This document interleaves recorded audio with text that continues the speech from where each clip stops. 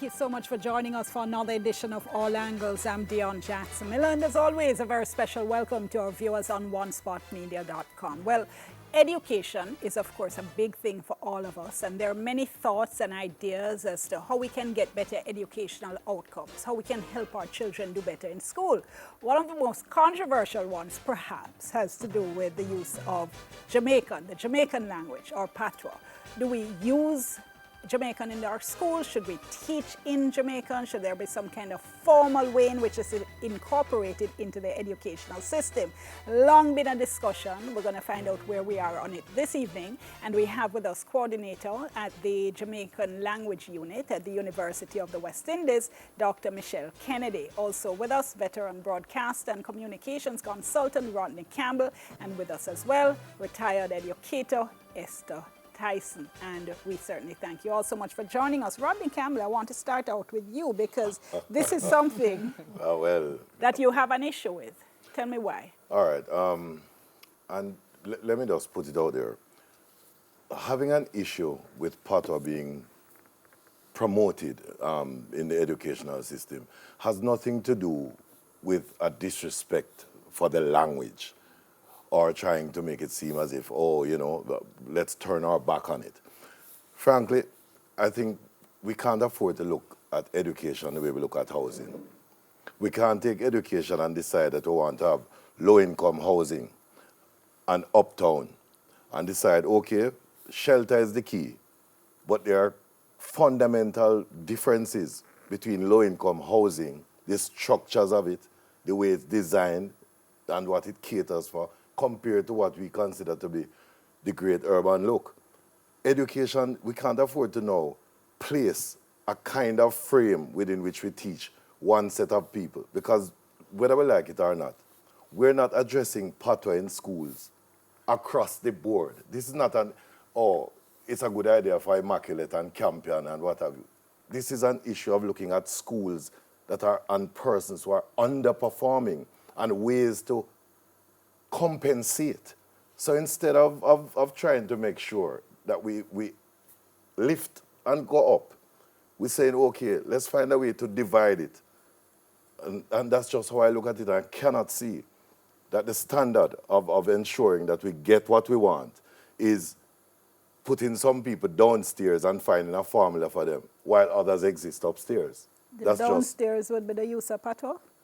It wouldn't be the use of Patwa. It would be deciding that there's a specific set of persons that you need to apply a completely different rule to. Frankly, if everybody over time has found the formula to teach English and to teach subjects in English, and over time we are having issues with our pass rates and with our results, and then say, you know, maybe what we should do is teach Patwa.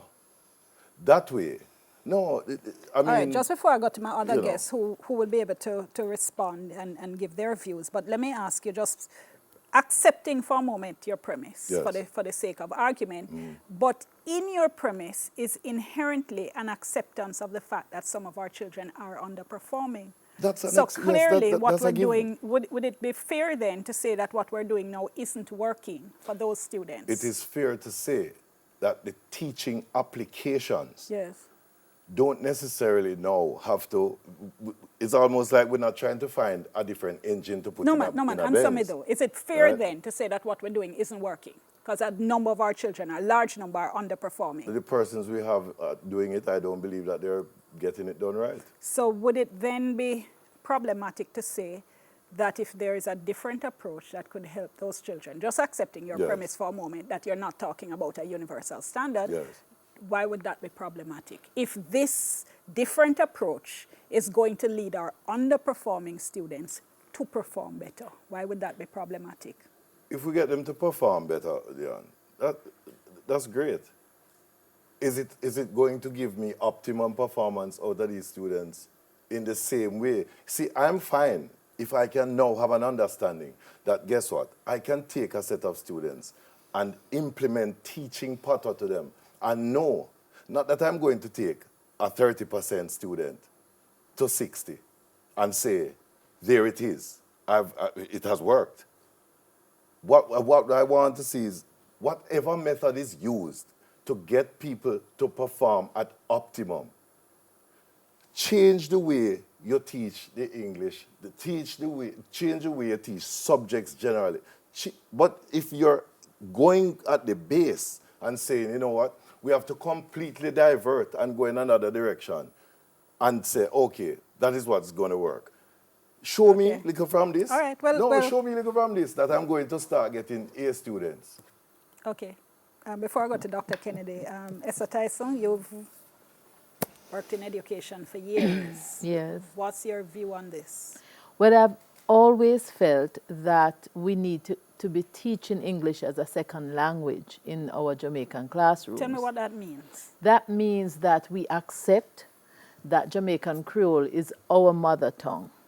And therefore, we can't be putting down the children who come and speak in Jamaican Creole. But I believe that we have to help them in the classroom to transition and to also learn standard Jamaican English.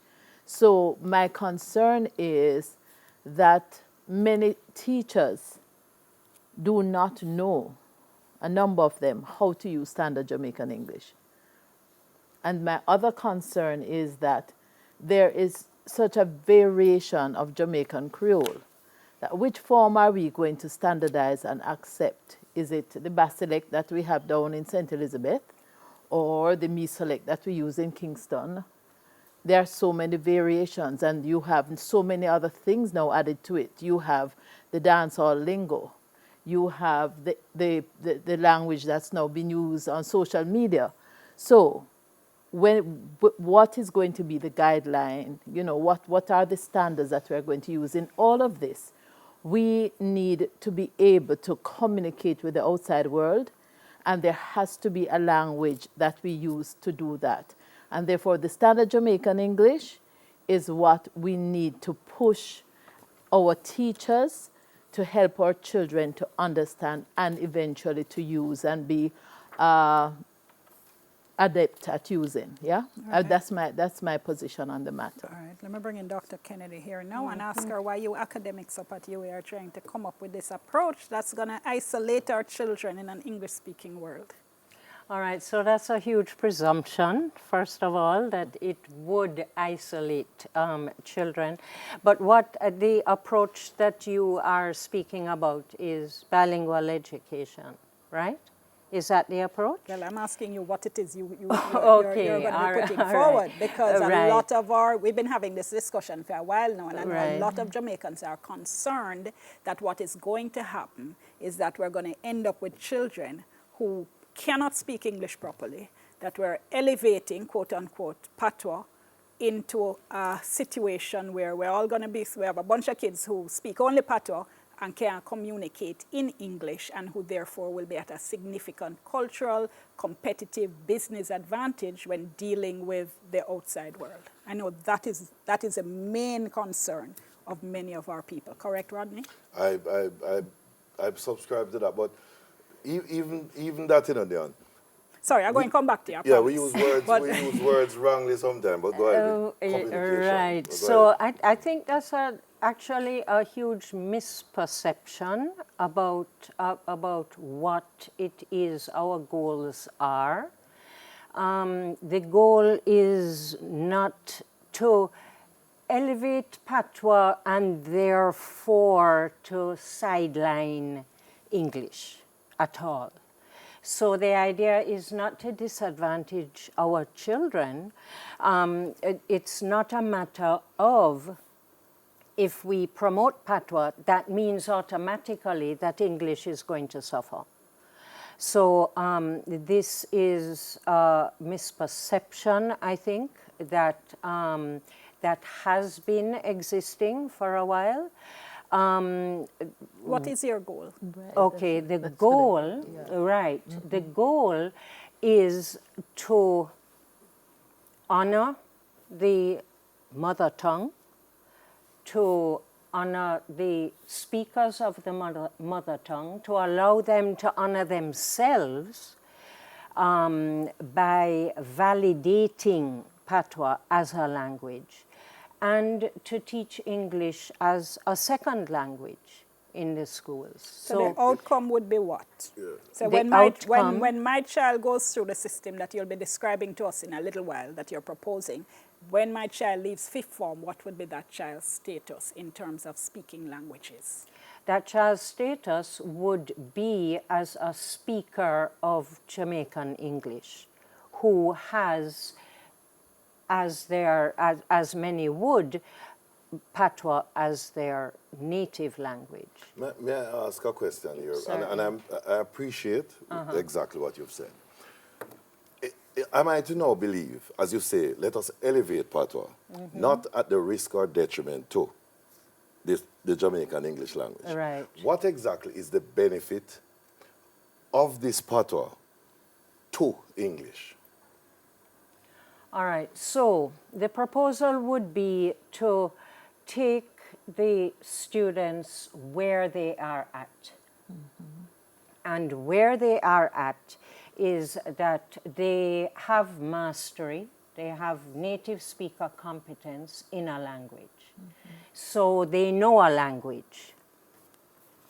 And we use where they are at to take them to where we want them to be, which is also a speaker of Jamaican English. But how you determine how well somebody has mastered Patwa? On the basis that, frankly, I never spoke Patwa fluently.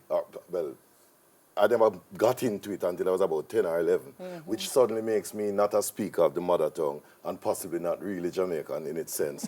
But how do you determine that a youngster has mastered Patwa at this level, that level, or the other? When you put St. Mary Patwa, Portland Patwa, and St. Elizabeth Patwa, and they can't communicate with each other, how do we determine? I mean, they can't They come can, out. yes. No. What I'm saying to you is, I, as a Jamaican who speaks Patwa, I have heard persons from different parts of the country, Yeah. and I have difficulty clearly understanding what they're saying. Hold And that I'm thought. saying to you, Hold that thought. If you're talking about St. Elizabeth Patwa, They're right. Yeah. Not St. and send Mary. the people, But I don't want Wisuka. to send the people come for me, because they always say that's the first place we We're call going on. to take a break. We'll be back, and what we want to hear a little bit more about how this would work, how it's envisaged that it will work, and answer some of the questions you have. You can text me 8953999, 8953999. Give us your first name, location. Tweet me as well, DJ Miller JA, or hashtag is TVJ All Angles. We'll soon come.